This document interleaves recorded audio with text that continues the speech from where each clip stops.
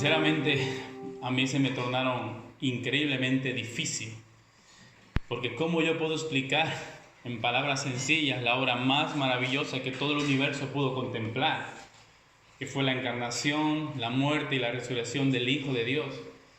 La encarnación, la muerte y la resurrección de aquel que sustenta con el poder de su palabra todo lo que nosotros vemos, contemplamos y contemplaremos en una eternidad cuando estemos en su presencia. Porque cuando lleguemos delante de Él, hermanos, no habrá tiempo que alcance para nosotros dejar de sorprendernos de su maravillosa gloria que ha sido manifestada hace más de 2000 años aquí a través de su encarnación. Y damos gloria a nuestro Padre por aquella encarnación que nos ha permitido ser libres y ser llamados hijos de Dios.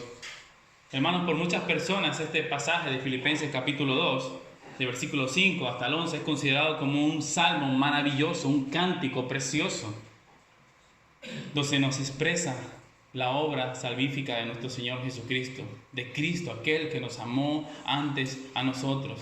Hermanos, cuando celebramos la Navidad, por ejemplo, nosotros celebramos, ¿verdad? Si somos realmente la iglesia de Cristo, no tanto el consumismo, no tanto los regalos, no tanto la fiesta para los niños, que todo eso está, ¿verdad? En buena medida, de manera prudente, lo podemos tener. Pero más que todo celebramos la encarnación de Jesús. Que el Hijo de Dios se hizo hombre, habitó en un cuerpo de un bebé. Pero la encarnación, hermano, no fue más que un paso hacia su obra maravillosa. Porque la Navidad no tendría sentido si no hubiese habido una muerte y una resurrección de Cristo. Si Jesucristo simplemente se encarna y vive una vida cumpliendo las leyes de Dios en esta tierra, no hubiese valido para salvarnos a nosotros. Él tenía que morir y Él tenía que resucitar para darnos vida. Así que este pasaje de Filipenses capítulo 2, estaba pensando yo en casa, sería un pasaje ideal para leer en Navidad. Nos habla de la encarnación, su muerte y su resurrección, el verdadero significado de la Navidad. Y sobre todo, hermanos, este pasaje nos habla de lo que esto debe provocar en nosotros. Porque si tú realmente has llegado a los pies de Cristo y si tú realmente has abrazado esta obra salvífica del Señor, como Pablo ya nos ha dicho en Filipenses capítulo 1, tú no eres el mismo. Porque aquel que comenzó la buena obra en ti la terminará, la perfeccionará hasta el día de Jesucristo. Por tanto, tú crees en la obra de Cristo, pues ya no eres el mismo. No existe tales personas, no, yo me convertí al Señor hace 5 años, pero sigo en lo mismo. Hermanos, es un proceso, ¿verdad? A algunos nos cuesta un poco más cambiar nuestro carácter, a otros les cuesta un poco más dejar ciertas prácticas, pero se debe notar en la vida de las personas que hay un cambio. Porque si no se nota ningún cambio en tu vida, déjame decirte que no has creído en la obra salvífica del Señor. Porque el Señor no te salva para dejarte vivir como vivías antes. Te salva para cambiarte por completo. Y esto ya lo ha dejado por sentado Pablo. Esto lo ha dejado por sentado. Cuando nosotros creemos en la obra salvífica de Cristo, hermanos, y vemos su vida, podemos ver, como he titulado esta predicación, o como titula este capítulo en algunas de nuestras Biblias, la humillación y la exaltación de Cristo. Porque para nuestro Dios eterno, hermano, fue una humillación tomar un cuerpo mortal, un cuerpo débil, un cuerpo sujeto a necesidades como es el nuestro. Pero a través de su obediencia, a través de su sacrificio, Él tuvo una exaltación por el Padre, una glorificación. Vivimos, hermanos, en un mundo donde el concepto muchas veces de humildad es confundido con pobreza. Hermanos, la humildad no significa pobreza. La pobreza no es sinónimo de humildad. ¿Cuántos de nosotros podemos llegar a conocer a muchos pobres que son arrogantes y prepotentes, verdad? Y en estos pasajes Pablo nos quiere mostrar acerca de cuál es la verdadera humildad cuando exponemos nuestra vida a la humillación y a la exaltación de Cristo. Hermanos, yo sé que muchos de vosotros, o creo que todos vosotros, conocéis el Evangelio, ¿verdad? Sabéis lo que es el Evangelio. Conocéis lo que significó la muerte y la resurrección de Cristo en vuestras vidas. Por eso esta predicación yo la he querido llevar a la aplicación práctica de lo que esto debe provocar en nosotros. La humildad. La verdadera humildad. Por tanto, dice Pablo empezando el capítulo 2, por tanto, si vosotros seguís mi ejemplo, si vosotros habéis hecho caso al Evangelio que os prediqué, si vosotros seguís a Cristo como yo lo sigo, por tanto, vivís una vida humilde. Está dando por sentado que todo aquel que es creyente vive una vida humilde, se caracteriza por ser una persona humilde. La humildad es algo tan difícil de alcanzar por cada uno de nosotros, ¿verdad? Tan difícil, porque por naturaleza cada uno de nosotros somos egoístas. Por naturaleza, cada uno de nosotros quiere quedar por encima de los demás. Y muchas veces, muchas personas dejan su vida buscando ser alguien importante, buscando que las personas a su alrededor le respeten, le obedezcan y les admiren. Y es verdad que algunos logran esto, ser importantes, tener poder, enseñorearse por los demás, encima de los demás, pero esto no es lo que encontramos en la vida de un verdadero cristiano. No es el ejemplo de Pablo, no es el ejemplo ni mucho menos nuestro Señor, el cual siendo Dios no vino a ser servido, sino a servir a los demás y a entregar su vida por cada uno de nosotros. ¿Te caracteriza la humildad, hermano? Cuando expones tu vida delante del sacrificio de Cristo, realmente tú eres humillado y pones de tu parte para vivir una vida humilde, la humildad que nos dice las Escrituras que nosotros debemos vivir. Solo con entender el Evangelio de Cristo, hermanos, nos debería bastar para nosotros vivir una vida humilde, tener un carácter humilde. Porque si mi Señor y mi Salvador lo fue, ¿por qué no he de serlo yo? Pues que acaso tú eres más que tu Maestro. Si mi Señor y Salvador fue humilde y manso, ¿por qué no he de serlo yo? ¿Por qué he de venir a su casa, a su templo, a buscar fama, a buscar que me alaben, a buscar que me admiren, a buscar que todo el mundo me necesite como si yo fuera la última Coca-Cola en el desierto? ¿Por qué yo no he de ser como fue mi maestro, humilde? Pablo les dice: por tanto, amados hermanos de Filipo, habéis visto en mí mi ejemplo, en el cual les decía que para mí el morir era ganancia, y si muero y estaría con Cristo, algo que es muchísimo mejor. Pero ruego seguir en este cuerpo, porque sé que si sigo en este cuerpo soy más provechoso para vosotros. Y antes de partir con mi Señor y disfrutar de su gloria por la eternidad, prefiero quedarme en este cuerpo por el bien de vosotros. ¡Wow! Pablo nos está diciendo esto, porque la palabra de Dios es eterna, la palabra de Dios es inspirada, y si valió esto para los hermanos de Filipo, también vale para nosotros. Yo pongo antes que mi bien, que mi beneficio, que mi disfrute, el provecho de vosotros. El humilde, mis hermanos, según la perspectiva bíblica, es una persona que deja de pensar tanto en sí mismo. Para alcanzar la humildad debemos empezar a dejar de pensar tanto en nosotros mismos, el cual, siendo Dios, no escatimó ser igual a Dios como cosa que aferrarse, sino que pensó en ti, pensó en mí y vino a esta tierra para salvarnos. El ejemplo de humildad. Deja de pensar tanto en ti mismo. Deja de buscar constantemente tu propio beneficio y empieza a buscar el beneficio de todos los hermanos de esta iglesia. No podemos vivir pensando que somos los más importantes de esta iglesia. No podemos vivir pensando que todos nos deben servicio. Esto está diciendo Pablo, hermanos, a los hermanos de Filipo. Dejad de pensar en vosotros y preocuparos por el prójimo, preocuparos por el hermano que se sienta a tu lado. Procura su beneficio constantemente. Pablo les dice: completad mi gozo sintiendo lo mismo que yo siento hacia vosotros. ¿Tú podrías completar el gozo de Pablo si la palabra que está escrita a los filipenses hubiese sido dirigida para nosotros? Entendemos que es dirigida para nosotros porque la palabra de Dios es eterna. Pero si tú fueses el lector original y estuvieras en la iglesia de Filipo y Pablo te dijera: completa mi gozo sintiendo lo mismo, ¿tú pudieses completar el gozo de Pablo sintiendo lo mismo que él estaba sintiendo por los de Filipo? O hemos caído tal vez en la dinámica de que el mundo gira a nuestro alrededor y empiezo dentro de la iglesia a exigir cosas que tal vez yo no doy. Me he convertido en una persona crítica con cada una de las cosas que se realizan en este lugar, pero nunca aporto ninguna solución. Me he aislado del resto de los hermanos y digo, si no me buscan, yo no los busco. Si nadie viene a verme, yo no voy a ver a nadie. Y venimos a la iglesia, pero somos cristianos solitarios. Pero aún así pretendemos pertenecer al cuerpo de Cristo.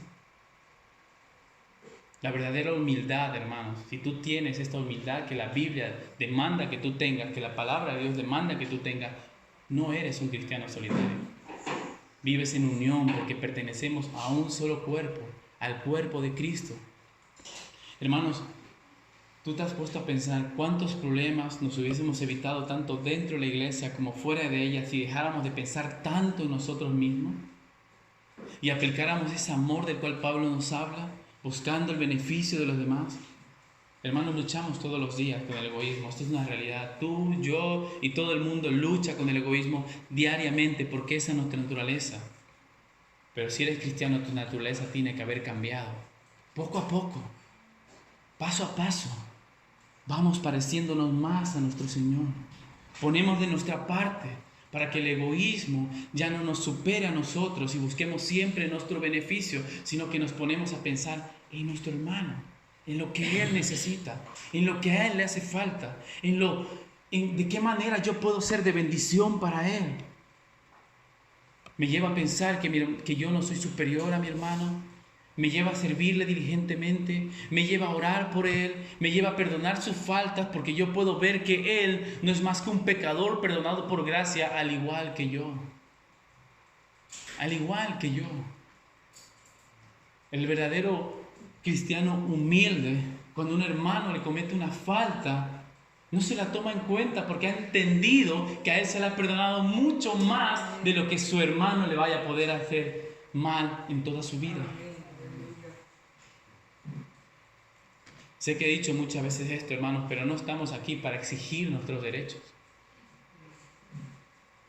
Porque Cristo, siendo Dios, no exigió sus derechos. Bájate de esa cruz si eres el Hijo de Dios. Él podría haber dicho, sí, soy el Hijo de Dios, me bajo, y haber llamado a una legión de ángeles y haber hecho guerra contra aquellos que le estaban crucificando. Pero Él no exigió sus derechos que Él merecía. En Colosenses capítulo 3, hermanos, nos vemos que Pablo nos habla de que nosotros debemos poner nuestras miras en las cosas de arriba. Debemos pensar constantemente en las cosas que nos llevan a vivir una vida piadosa. Pero ahora, en Filipenses capítulo 2, Pablo nos manda a trabajar y a ocuparnos específicamente en las necesidades y los intereses de nuestros hermanos, en hacerle el bien. El concepto de agradar y pensar en las cosas de Dios y pensar en los intereses de mi hermano marcará tu camino hacia la verdadera humildad dentro de la unión como cuerpo de Cristo. Si te ocupas de las cosas de arriba, como dice Pablo en Colosenses capítulo 3, y empiezas a buscar el interés o el beneficio de tu hermano, esto marcará tu camino hacia la verdadera humildad. Y esto marcará también la unión dentro de la iglesia como cuerpo de Cristo, porque hermanos, somos un cuerpo. No venimos aquí a vivir un cristianismo solitario, sino que vinimos a vivir en unión, en amor. Y esto es lo que hace un humilde. Nos preocupamos los unos por los otros, amamos los unos a los otros, como yo os amé. Si no amas a tu hermano, no has entendido el amor de Cristo, porque Él es nuestro hermano mayor. Una persona que se caracteriza por la verdadera humildad cristiana buscará siempre la unidad dentro de su iglesia. Pablo da gracias a Dios por la unión que tienen los hermanos de Filipo y los llama a seguir gozando de ella. Porque al final el objetivo principal de cada iglesia es glorificar a Dios y anunciar el Evangelio. Y la unión en el amor de una iglesia es clave para conseguir estas dos cosas. El glorificar a Dios y ser testimonio para los que están fuera. ¿Cómo sabrán los que están fuera que nosotros somos discípulos de Cristo? Si os amáis los unos a otros y permanecéis unidos en una misma fe, en un mismo Señor, en un mismo bautismo, en una misma doctrina, unidos. Cuando nosotros llegamos a una iglesia, hermanos, y queremos sobresalir, queremos que nos admiren, tarde o temprano eso causa división, porque ese corazón egocéntrico va a buscar que alguien le siga a él, que la gente le admire a él. Y llegará un momento que él pensará que en la iglesia no se le está dando el honor, la admiración que él merece, y agarrará a estos hermanos y dirá, vámonos porque aquí no se me trata como yo debo ser tratado. Debemos buscar constantemente la unidad, hermanos. Debemos callar esa voz que nos dice, Satanás, como en el huerto del Edén, seréis como dioses. Tú te mereces más de lo que te dan. No, hermano, si Cristo ya murió por ti, ya tú no mereces nada más. Ya lo tienes todo. Ya lo tienes todo. Cuando uno deja de pensar tanto en uno mismo, sino que piensa en las cosas de Dios y en el beneficio de mi hermano, la unión dentro de la iglesia empieza a ser algo natural, pues no se va a basar en términos humanos, sino que se va a basar en la perfecta unión que cada uno de nosotros tenemos en Cristo. Hermanos, la unión de la iglesia no se puede basar en términos humanos. No podemos pretender unirnos, por ejemplo, en base a cosas humanas, mundanas. Vamos a crear un ministerio de teatro, por ejemplo, porque de esa manera vamos a estar más unidos. Vamos a crear un ministerio, yo qué sé, de cualquier cosa para unirnos. No, hermanos. La base de esta iglesia, si es de Cristo, debe estar siempre en que tú estás unido a Cristo y por tanto es algo natural en tu vida unirte a tu iglesia y trabajar por la unión en ella. Porque tarde o temprano el teatro, las danzas o cualquier otra invención humana pasará. Mas la palabra de nuestro Señor permanecerá. Si nosotros estamos unidos en eso, hermanos, esta iglesia va a permanecer constantemente unida. La humildad caracteriza a cada cristiano porque este cristiano se preocupa en ayudar, se preocupa en consolar, se preocupa en amar, se preocupa en tener una unión y se preocupa por aplicar misericordia constantemente para sus hermanos. Ayuda, consuela, ama, busca la unidad y aplica misericordia. Hermanos, de Efesios capítulo 2 nos dice que nosotros hemos sido salvos por gracia, pero no hemos sido salvos para mantenernos sentados y callados, sino que hemos sido salvos por gracia para caminar en buenas obras, en las cuales Él preparó de antemano. Hermano, si un día tu hermano, como dicen las Escrituras, viene y te dice, no tengo pan, tú le darás en el hombro y le dirás, oraré por ti, y que se vaya hambriento a su casa. Tú aplicarás misericordia para con él. Si realmente has nacido de nuevo, tengo solo un trozo de pan, partámoslo por la mitad. ¿Qué harás si un hermano viene y te dice, no tengo dónde dormir? Bueno, no te preocupes, yo oraré por ti, pudiendo recibirlo aunque sea en el salón de tu casa. El verdadero cristiano humilde busca el beneficio en todas las áreas de la vida de su hermano, espiritual y material. Ninguno de los que estamos aquí, hermanos, lamentablemente, podemos decirlo así, somos millonarios. Pero sí tenemos más que suficiente para compartir. Tenemos más que suficiente para compartir, ¿verdad? Apliquemos estas características de un verdadero cristiano humilde, siempre teniendo la mira que Cristo dio todo por nosotros. No escatimó ser igual a Dios como cosa que aferrarse. La verdadera humildad que Pablo nos llama a tener no deja sitio para el egoísmo, para la envidia, para la vanagloria. No hay sitio para los sentimientos de prepotencia, de arrogancia y de contienda. Hermanos, ser humilde no es un defecto, como el mundo nos los quiere mostrar. Por el contrario, es un don precioso, difícil de conseguir y muy fácil de perder. Había una adivinanza que me hacían de niño y era, ¿qué es lo que tú pierdes el momento que reconoces que lo tienes? La humildad. Otro pastor en una predicación hacía una broma y decía, yo estoy orgulloso de lo humilde que soy. La humildad, mis hermanos, es un don precioso, difícil de conseguir y muy fácil de perder. Como vosotros sabéis, yo trabajo en una empresa donde hay muchos trabajadores, 1.300 para ser exactos. Y ahí hay 3 niveles, hermanos. Y yo estoy en el nivel más bajo porque acabo de entrar. Pero todos son jefes, todos mandan, todos quieren enseñorearse, todos quieren quedar por encima de uno, porque eso es lo que el mundo ve como algo bueno, como algo que tú debes tener, y esa idea se ha metido dentro de la iglesia. ¿Cuántas veces hemos oído a personas que nos dicen que si yo no predico, si yo no estoy dirigiendo el culto, si yo no soy una persona que se me ve, yo no puedo pertenecer a esta iglesia porque mis dones que Dios me ha dado no están siendo utilizados correctamente? Pero tú llámalo a la limpieza de la iglesia. Y es verdad, es un ejemplo muy trillado, pero es así, hermano. El enseñorearnos de nuestros hermanos solo va a traer destrucción para nosotros mismos.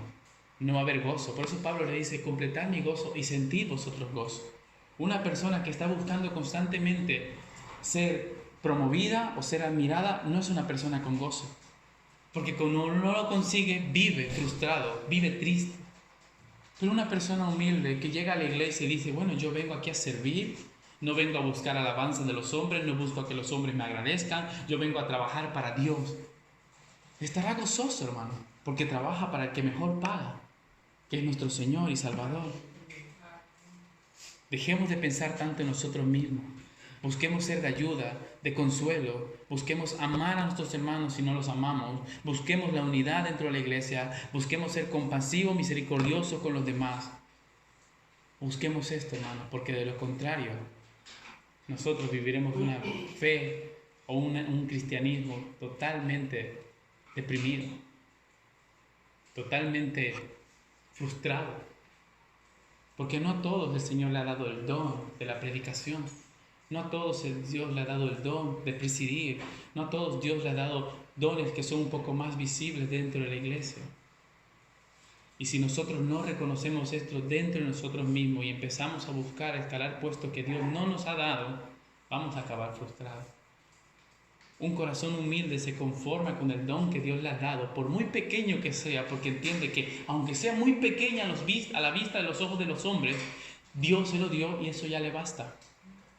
Y eso ya le basta. Porque aquel que murió, dice el libro de Efesios, subió, aquel que subió también es el que descendió, y cuando subió repartió dones a los hombres, según su soberanía, según su beneplácito. Y cada don que Dios ha repartido es importante para ponerlo a trabajar dentro de la iglesia. La humildad, hermanos, la humildad es tan necesaria el día de hoy. Cuidémonos de no caer en la prepotencia y en la arrogancia.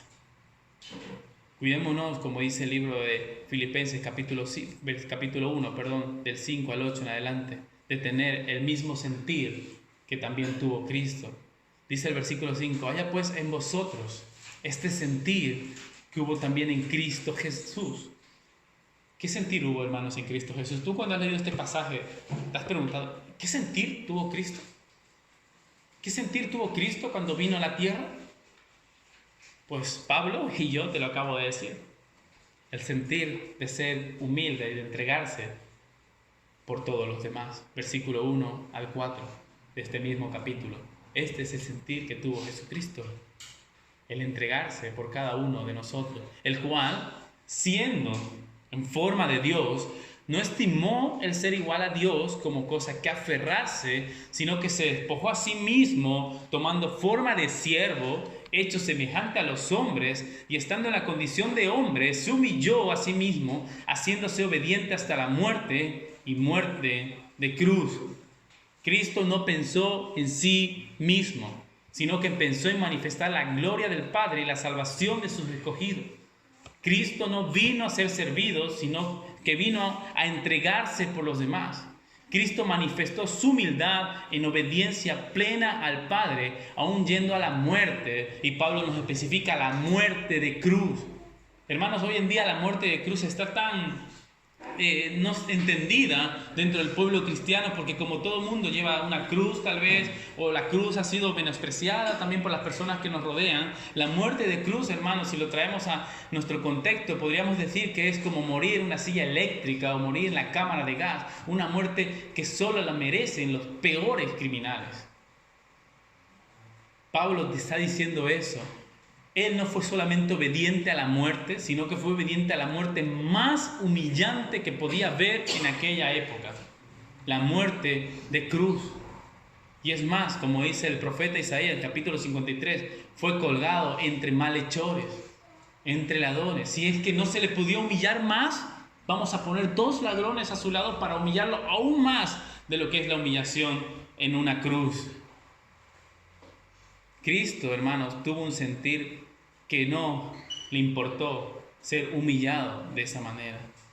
¿Tú te has puesto a pensar que si hay alguien en el universo entero que sí podía exigir sus derechos, que sí podía pensar solo en Él porque Él merece toda la honra, el cual sí podía exigir que todos nosotros le sirvamos constantemente porque es el Rey de Reyes, no lo hizo, sino que se despojó de todo ello por amor a sus escogidos?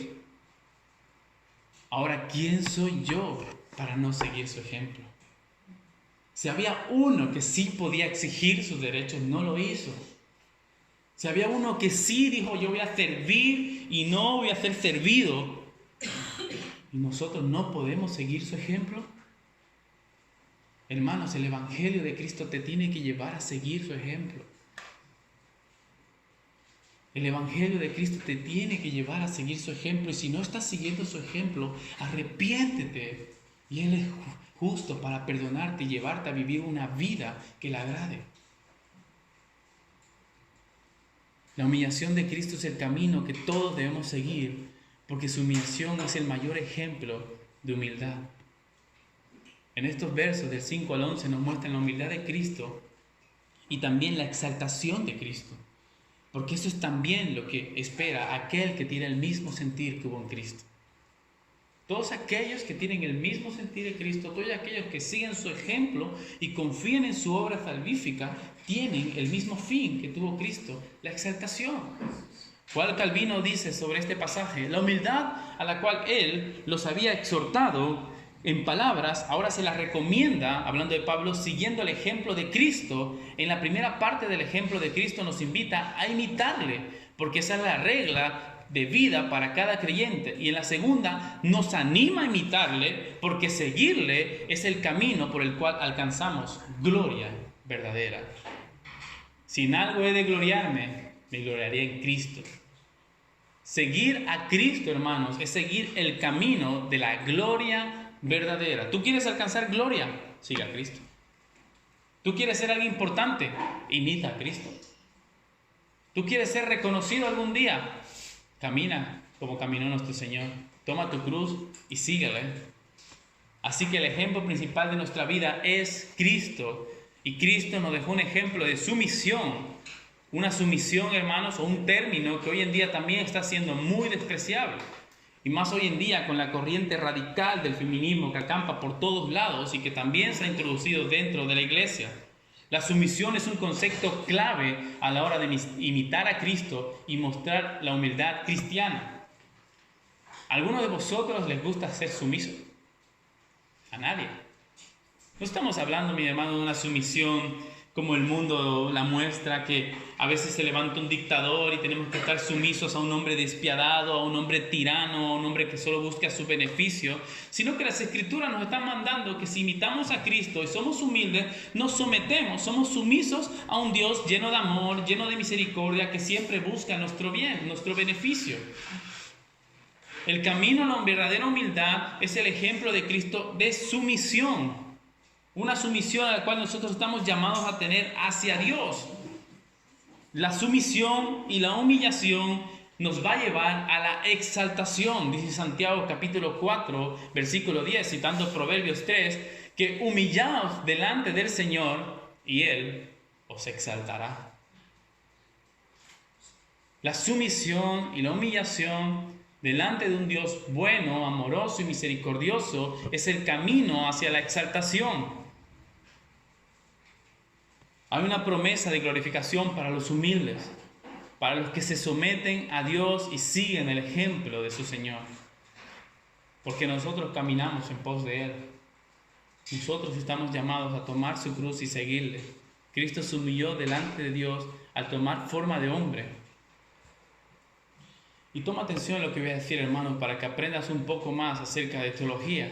Estos pasajes de Filipenses son conocidos como el pasaje de la kenosis, que significa ser vaciado, perder fuerza, convertirse en nada, quitarse uno mismo de una posición que le corresponde.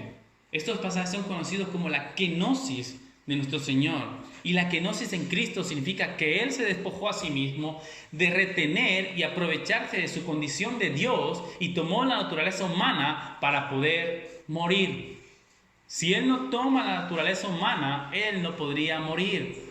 La kenosis de Cristo, hermanos, ha provocado muchos debates dentro del mundo cristiano y nos podemos preguntar entonces nosotros, ¿de qué se despojó Cristo? ¿De qué realmente se despojó Cristo? Algunos dicen que Cristo se despojó de su deidad. En otras palabras, que cuando Cristo nació en Belén, dejó de ser Dios. Pero esto es algo contrario a lo que nos enseñan los evangelios con respecto de Cristo, el cual siendo hombre era perfectamente santo, justo, misericordioso y fiel, características que no puede tener un hombre simple como nosotros. Por tanto, la kenosis de Cristo, cuando dice que Él se despojó de su naturaleza, no quiere decir que Él haya dejado de ser Dios, sino que Él adquirió características de un hombre, porque Cristo fue verdaderamente Dios y verdaderamente hombre en su peregrinaje por esta tierra. Cuando Él se despojó, hermano, se despojó de esa gloria que ni tú ni yo podemos ver porque somos hombres pecadores y mortales. Cristo en el monte de la transfiguración le mostró a sus discípulos cuál era su verdadera gloria. ¿Y ellos cómo quedaron? Como muertos. ¿Te imaginas que Él hubiese venido de esa manera a la tierra? Él se despojó de esa gloria. Él se despojó de esa luz inaccesible. Él se despojó de la gloria, hermanos. Por eso en Juan capítulo 17 dice al Padre cuando ora antes de morir, glorifícame con aquella gloria que yo tenía antes de la fundación del mundo. Para poder caminar por esta tierra, Él se quitó esa gloria, Él no se quitó su deidad, porque Él era un hombre, verdaderamente hombre, y era verdaderamente Dios. La forma que Él tomó de siervo se hizo semejante a los hombres, se identificó con la condición de los hombres, y como todos los hombres deben hacer, se sometió a la obediencia a Dios. Y esto es de vital importancia, hermanos, entender. Porque si Cristo se despojó de su deidad y dejó de ser Dios, su sacrificio no es suficiente. Porque murió un simple hombre en la cruz, que a lo mucho podría haber salvado a un solo hombre. Si Cristo dejó de ser Dios en la cruz, su sacrificio fue insuficiente porque era necesario que el Dios eterno pagase la justicia del Dios eterno.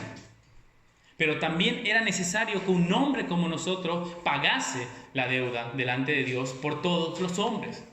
Por tanto, concluimos que Cristo era verdaderamente Dios y verdaderamente hombre. Cristo, hermanos, era el único que podía pagar delante de Dios lo que cada uno de nosotros merecíamos. El Dios encarnado era el único que lo podía hacer. Y esto, hermanos, nos debe llevar, como veremos en la siguiente predicación de Filipenses, a temer y a temblar y a cuidar nuestra salvación de esta manera.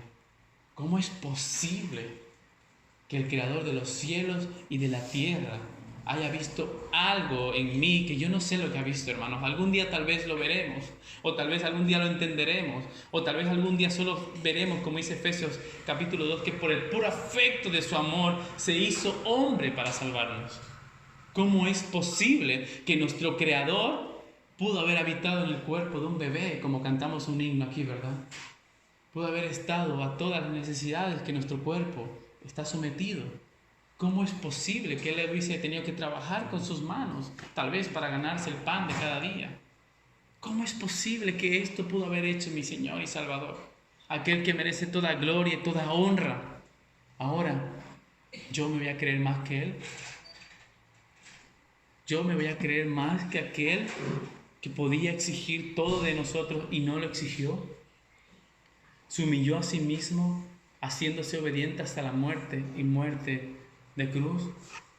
Dios quiera que ninguno de nosotros sea llamado a la muerte por el Evangelio, a entregar nuestra vida en martirio, hermanos. Dios lo quiera. Pero si Él así lo demanda, ¿qué? Caminaremos como nuestro Señor y obedeceremos e iremos al martirio si así el Señor lo ha estipulado, porque no somos más que nuestro Maestro.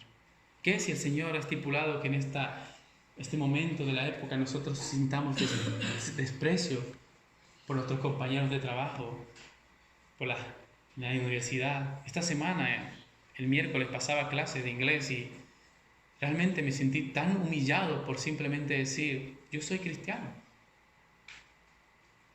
A mí no me hables, a mí ni siquiera me mires.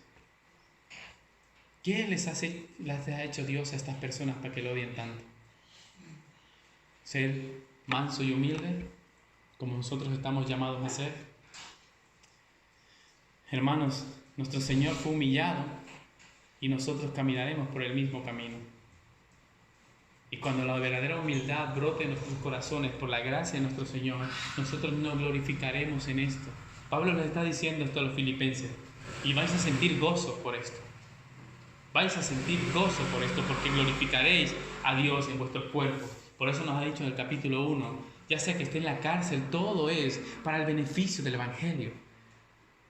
¿Quién sabe, hermano, si tal vez cuando a ti te humillan, cuando a ti te desprecian por poner tu fe o por hablar que tú eres cristiano, algún compañero de trabajo o universidad dice, ¿y por qué este deja ser humillado, ser despreciado y no niega su fe? Y el Señor utiliza eso para que venga a los caminos del Señor.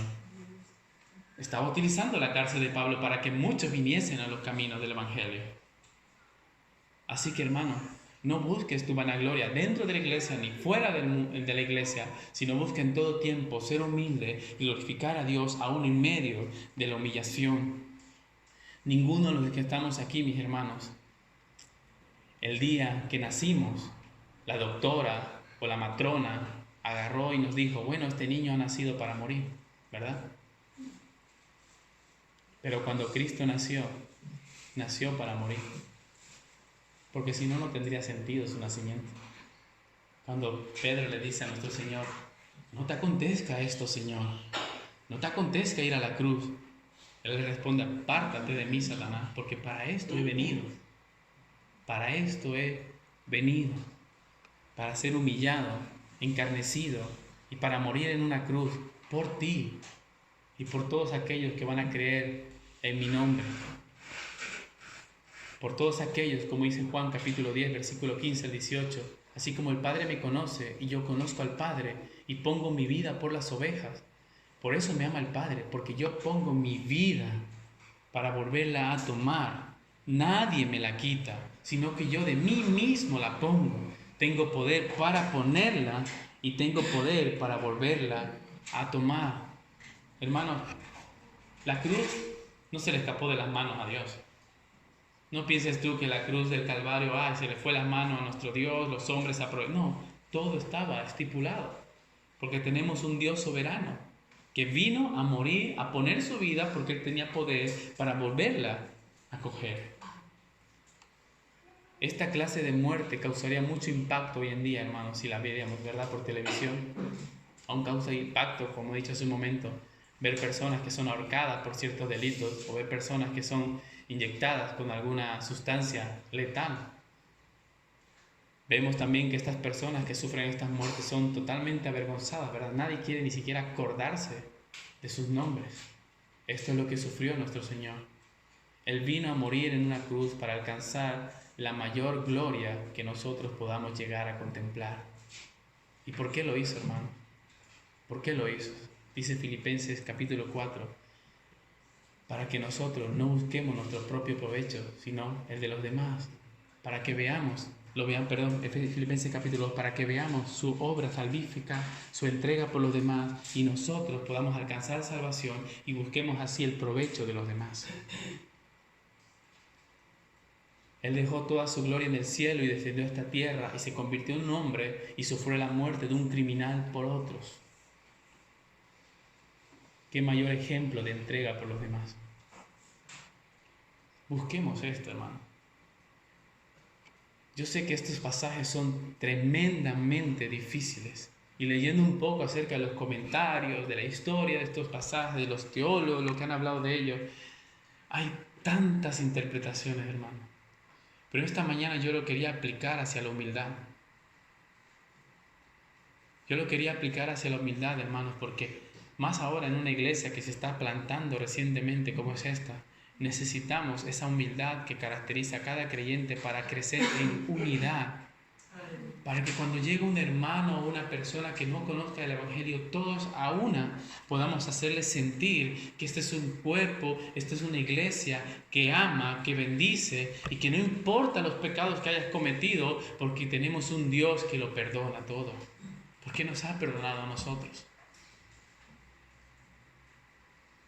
Por el cual Dios también lo exaltó hasta lo sumo y le dio un nombre que es sobre todo nombre, para que en el nombre de Jesús se doble toda rodilla de los que están en los cielos y en la tierra y debajo de la tierra, y toda lengua confiese que Jesucristo es el Señor, para la gloria del Dios Padre. Jesucristo, mediante su sacrificio expiatorio, fue glorificado hasta lo sumo por el Padre. Algunos dicen, hermanos, que nosotros no somos más que una partícula de polvo del universo infinito. Y esto puede ser una realidad. Y lo que le ha dado, mis hermanos, realmente dignidad al hombre, lo que le ha dado al hombre realmente importancia, es que Jesucristo haya venido a esta tierra a morir por él. Nosotros no somos nada, hermanos, si no fuera porque estamos unidos en Cristo. Si no fuera porque le pertenecemos a Cristo. Si no fuera que porque con nuestra vida glorificamos a Cristo. Si le pertenece a aquel que se le dio un nombre sobre todo nombre, realmente eres importante, aunque seamos una partícula de polvo en medio de un universo infinito. Hermanos, no es que Cristo se haya ganado tener gloria en morir en una cruz, ¿verdad? No es que Cristo caminó hacia la cruz por ganarse la gloria, sino que Cristo caminó hacia la cruz para manifestar su gloria. Porque ciertamente la cruz para el mundo es locura, pero para nosotros es poder de Dios y sabiduría de Dios. Tú te puedes imaginar por un momento a los ángeles de nuestro Señor contemplando al Hijo eterno muriendo en una cruz. Yo estoy seguro que no tendrían palabras para ver lo que estaban, para hablar acerca de lo que estaban apreciando. Aquel que se humilló también, hermanos, nos dice el texto, que el día de hoy está sentado a la diestra del Padre con poder y autoridad, y nos dejó ese camino de humildad que nosotros debemos seguir si queremos alcanzar exaltación. Hermanos, tú debes caminar confiadamente en humildad, en humillación, porque aquel que te marcó el camino hoy en día está sentado a la diestra del Dios Padre, gobernando con poder y autoridad. No tenemos un Dios que vino a esta tierra, se humilló y sigue en el cielo humillado y humillado. No, Él está ahora con toda gloria, con toda majestad, con todo poder, con todo dominio, mandándote a que sigas su camino.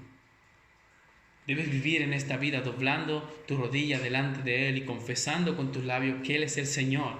Porque si no lo quieres hacer en esta vida, tarde o temprano lo harás. Porque toda lengua confesará que Él es el Señor y toda rodilla se doblará delante de Él. Y como he dicho algunas veces, o doblamos nuestra rodilla hoy delante de su gracia, su amor y su misericordia, o mañana la doblaremos delante del furor de su ira, porque Él hará justicia y Él castigará al culpable. Pero aún hoy estás a tiempo de doblar tu rodilla delante de su misericordia y de su amor y someterte a su palabra, someterse a sus estatutos, a sus mandamientos, para vivir una vida de verdadera libertad. Tomad mi yugo, porque es ligera mi carga. Hablábamos de esto el miércoles, ¿verdad? Cuando nosotros nos conocemos al Señor, nos acercamos a la fe del Evangelio, no nos acercamos para decir, ahora soy libre del pecado para vivir mi vida como a mí me da la gana, sino que nos acercamos al Señor y decimos, yo soy libre ahora del pecado para vivir como Él demanda que yo viva. Por eso Él dice, tomad mi yugo, porque ligera es mi carga, porque ciertamente el yugo del pecado es pesado. Ciertamente, hermanos, el yugo del pecado es un yugo que aprieta y aprieta cada día más. Nunca se sacia de cometer iniquidad el corazón humano. Pero el yugo de nuestro Señor es la verdadera libertad, porque te sometes a un Dios bueno, amoroso y misericordioso, que busca en todo tiempo tu bien, como dice Romanos capítulo 8, porque todos aquellos a los que aman a Dios, que han sido conforme a su voluntad llamados al Evangelio, todo le obra para bien. Todo le obra para bien. Así que yo te exhorto a que el día de hoy busques el camino de la humildad, siguiendo el ejemplo de nuestro Señor Jesucristo. Busques el día de hoy, si no conoces a Cristo, rogar por misericordia, rogar por perdón y doblar tu rodilla delante de Él. Dice Apocalipsis capítulo 5, versículo 13. Y a todo lo creado que está en el cielo y sobre la tierra y debajo de la tierra y en el mar y en todas las cosas que en ellos hay, oí decir: a aquel que está sentado en el trono, al Cordero, sea la alabanza, la honra, la gloria y el poder por los siglos de los siglos. Amén. Algún día se manifestará este Señor en gloria y nosotros lo veremos. Ahora la pregunta es, ¿será un día glorioso para ti o será un día terrible para ti? Huid de la ira venidera, gritaba Juan el Bautista, y muchos hicieron caso. ¿Qué ira es esta que se aproxima al mundo? No es más que la justicia de Dios. Por cuanto todos hemos pecado y todos estamos destituidos de la gloria del Padre. Pero el mismo Padre que iba a aplicar su justicia para el ser humano, también dio el camino para evitar esa ira: a Jesucristo. Es tan fácil, hermanos, como confiar en Él. Es tan fácil como poner tu esperanza en la obra salvífica del Señor, aunque en su momento no fue fácil porque le costó su vida. Para nosotros es fácil porque nos dicen las Escrituras: siéntate, calla, escucha y cree. Y sigue su camino. Pero para Cristo no fue fácil. Siendo Dios, se humilló, se despojó, fue a la muerte y muerte de cruz, porque era necesario que para la remisión de pecados haya derramamiento de sangre. Era necesario.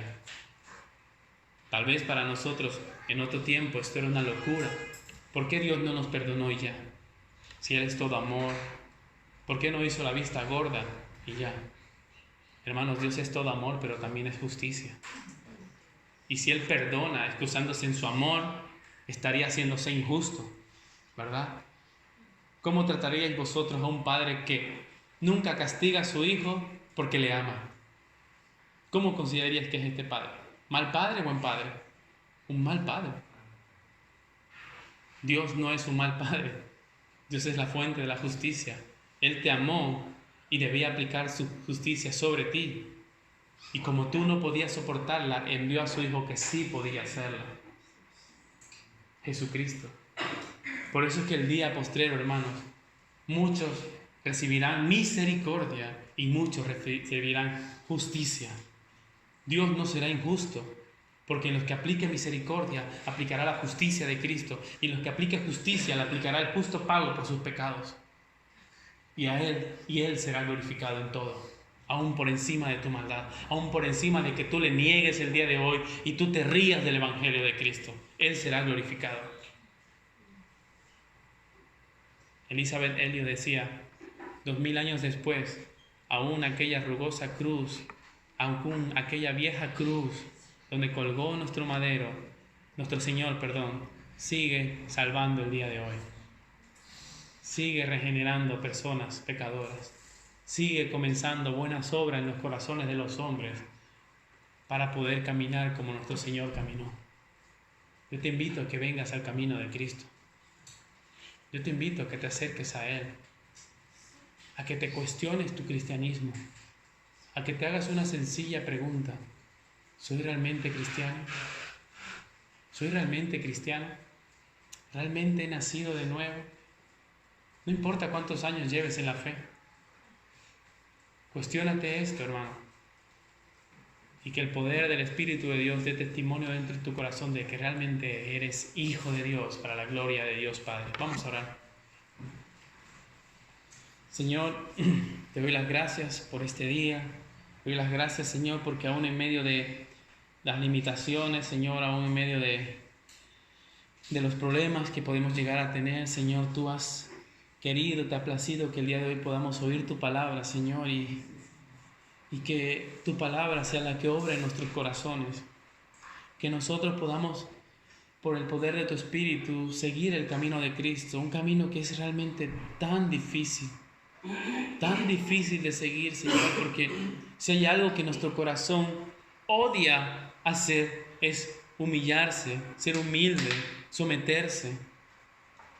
Ayúdanos, Señor, a tener el mismo sentir que hubo en Cristo, al ser manso y humilde de corazón, a amarnos los unos a los otros, a buscar la unidad, para que de esta manera todo aquel que está fuera de esta iglesia pueda ver, Señor, el amor con el cual tú nos has amado. Ayúdanos a no buscar nuestros derechos, a no exigir ser servido. Ayúdanos a ser prontos para perdonar así como tú lo eres, Señor. Ayúdanos a ver a nuestros hermanos como hombres o mujeres pecadores igual que nosotros, perdonados, redimidos por pura gracia. Y el entender esto, Señor, nos va a ayudar a que nosotros podamos perdonar cualquier falta que ellos cometan contra nosotros, por muy grave que sea. Ayúdanos, Señor, a aplicar misericordia a nuestros hermanos también, de manera justa, de manera consciente, de manera que te agrade, Señor. No aplicar misericordia por aplicarla, sino una misericordia que te glorifique a ti en todo tiempo, Padre. Porque todo lo que hagamos lo queremos hacer para tu gloria y para tu honra. Ayúdanos, Señor, a amarnos. Ayúdanos a tener un amor sincero por nuestros hermanos. Ayúdanos, Señor, porque somos hombres pecadores, que tal vez saliendo de este lugar ya nos olvidamos de todo lo que hemos oído. Ayúdanos, Señor, por el poder de tu Espíritu y por el sacrificio de tu Hijo. Nosotros confiamos en que tú oyes nuestra oración, por la cual nosotros el día de hoy te rogamos que se haga tu voluntad. En el nombre de Jesús.